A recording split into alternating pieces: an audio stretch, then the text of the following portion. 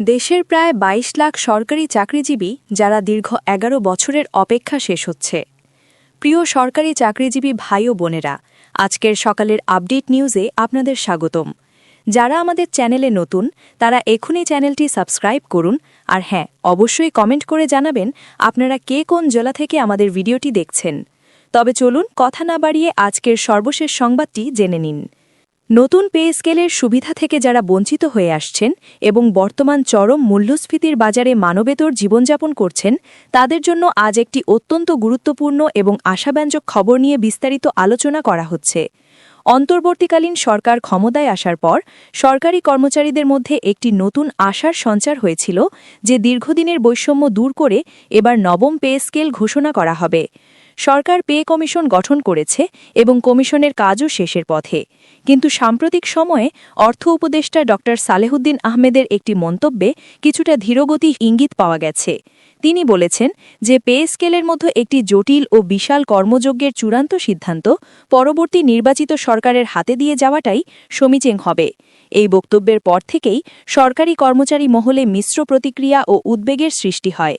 এই প্রেক্ষাপটে এবং পরিবর্তিত রাজনৈতিক বাস্তবতায় সরকারি কর্মচারীদের সংগঠনগুলো এবার একটি নতুন ও কৌশলগত উদ্যোগ গ্রহণ করেছে। তারা মনে করছেন, যেহেতু পে কমিশনের কার্যক্রম কিছুটা দীর্ঘায়িত হচ্ছে এবং চূড়ান্ত বাস্তবায়ন পরবর্তী সরকারের ওপর বর্তাতে পারে, তাই দেশের অন্যতম প্রধান রাজনৈতিক শক্তি এবং সম্ভাব্য ভবিষ্যৎ রাষ্ট্রনায়ক হিসেবে বিবেচিত বিএনপির ভারপ্রাপ্ত চেয়ারম্যান তারেক রহমানের সঙ্গে এখন থেকেই বোঝাপড়া করা জরুরি। সেই লক্ষ্যেই বৈষম্যমুক্ত নবম পে স্কেল বাস্তবায়নের দাবিতে এবং নিজেদের দুরবস্থার কথা তুলে ধরার জন্য সরকারি কর্মচারীদের প্রতিনিধি দল তারেক রহমানের সঙ্গে সাক্ষাতের আনুষ্ঠানিক আবেদন জানিয়েছে। গত সোমবার ৫ জানুয়ারি ২০২৬ তারিখে বাংলাদেশ সরকারি গাড়িচালক সমিতির আহ্বায়ক ইসরাক কবিরের নেতৃত্বে ৮ থেকে ১০ জনের একটি উচ্চ পর্যায়ের প্রতিনিধি দল গুলশানে বিএনপির চেয়ারপারসনের কার্যালয় বা সিএসএফের কাছে এই সাক্ষাতের আবেদনপত্রটি জমা দেন। প্রতিনিধি দলের সদস্যরা গণমাধ্যমকে জানিয়েছেন যে তারা আশা করছেন খুব শীঘ্রই তাদের অনুমতি মিলবে এবং তারেক রহমানের সঙ্গে একটি ফলপ্রসূ বৈঠক অনুষ্ঠিত হবে। সিএসএফ থেকে সবুজ সংকেত পাওয়ার পরই বৈঠকের দিনক্ষণ চূড়ান্ত হবে। এই বৈঠকটি অনুষ্ঠিত হলে সেখানে সরকারি কর্মকর্তা কর্মচারীদের দাবি আদায় ঐক্য পরিষদের শীর্ষ নেতারা উপস্থিত থাকবেন এবং তারা পে স্কেলের প্রয়োজনীয়তা ও কর্মচারীদের বর্তমান করুণ আর্থিক অবস্থার চিত্র তুলে ধরবেন। এই আবেদনকারী সংগঠনটি কোনো সাধারণ সংগঠন নয়। বাংলাদেশ সরকারি কর্মচারী দাবি আদায় ঐক্য পরিষদ মূলত সচিবালয়ের বাইরের বিভিন্ন গুরুত্বপূর্ণ দপ্তর, অধিদপ্তর ও স্বায়ত্তশাসিত প্রতিষ্ঠানের সকল স্তরের কর্মচারী সংগঠনের সমন্বয়ে গঠিত একটি বিশাল মোর্চা। এর সঙ্গে শিক্ষক সমাজসহ প্রায় ২২ লাখ সরকারি কর্মচারী প্রত্যক্ষ ও পরোক্ষভাবে যুক্ত রয়েছেন। অর্থাৎ এই জোটটি দেশের সরকারি খাতের সিংহভাগ জনবলের প্রতিনিধিত্ব করে।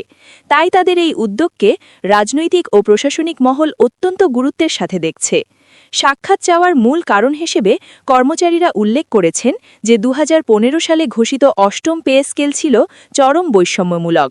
বিশেষ করে ২০টি গ্রেডের মধ্যে নিচের দিকের গ্রেডগুলোতে বেতন ও ভাতার ব্যবধান ছিল অত্যন্ত হতাশাজনক।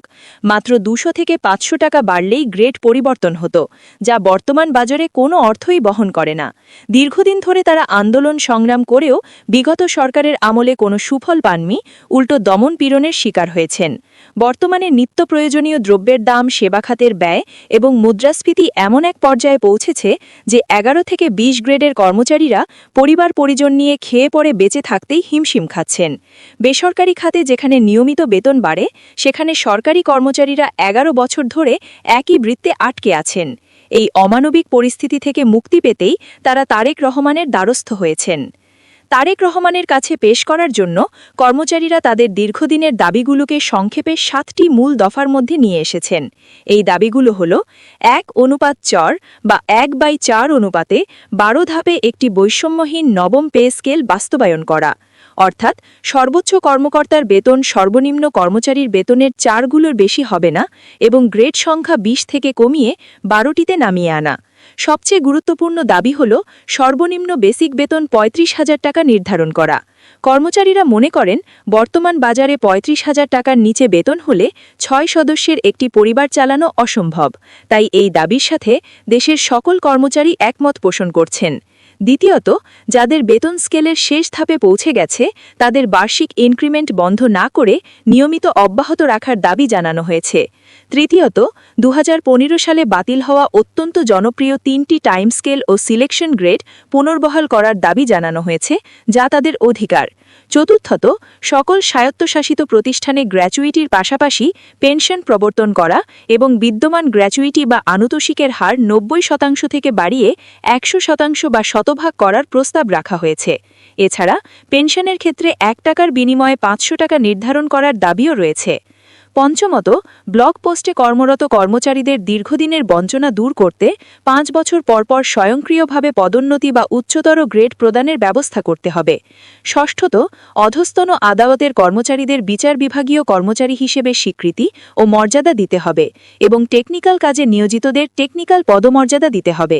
সপ্তমত এবং অত্যন্ত গুরুত্বপূর্ণ দাবি হল বাজার মূল্য ও জীবনযাত্রার ব্যয় বিবেচনায় নিয়ে বাড়ি ভাড়া, চিকিৎসা ও টিফিন ভাতাসহ সকল ভাতা পুনর্নির্ধারণ করতে হবে। সবচেয়ে আকর্ষণীয় প্রস্তাব হল সকল সরকারি কর্মচারীর জন্য রেশনের ব্যবস্থা করা।